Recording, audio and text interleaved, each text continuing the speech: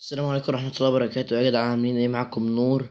النهاردة فيديو جديد. انا بس صوتي ممكن مبقاش واضح شوية وتعبان مش تعبان، مبقاش واضح او واطي شوية عشان بس تعبان يعني. فالنهاردة الفيديو هقولكوا ازاي تلعبوا ماتشات فيفا مع اصحابكم.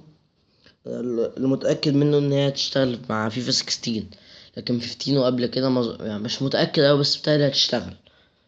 اول حاجه لازم انتوا الاتنين تكونوا نفس الديفيجن زي ما انتوا شايفين كده فوق على الشمال مكتوب ديفيجن 9. لازم اول حاجه تكونوا انتوا فيها، لازم انتوا الاتنين تكونوا في ديفيجن 9 لو عايزين تلعبوا سوا، او على حسب بقى ديفيجن. انت مثلا 10 ديفيجن 10 لازم هو كمان يكون ديفيجن 10. تاني حاجه لازم لما تيجي تعملوا بلاي ماتش وكده و بس اللعبه تعمل لودنج وتعملوا كونفيرم الفرقه وتبقوا جاهزين.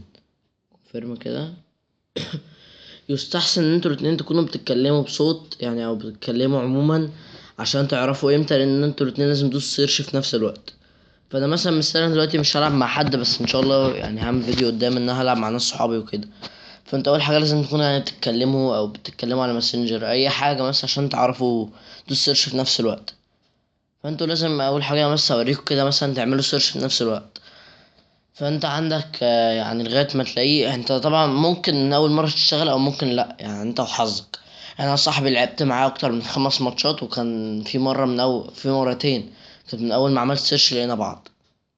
فانت بتيجي كده، فانت تبقى لازم تكون عارف يعني اللوجو بتاع فرقته، وعارف الطقم اللي عنده. مثلا انت بتتكلمه تقول له انت عندك طقم بني، فيقول لك مثلا اقول له طب اللي قدامك عنده طقم ايه مثلا، وتبدله عشان تبقوا متاكدين. بس تبقى تقول له مثلا اللوجو بتاع فرقتك عامل ازاي بس، ولقيته تقوم عامل بجيم ماتش وتلعبوا انتوا الاتنين سوا. بس هو ده الفيديو، يا رب يكون عجبكم.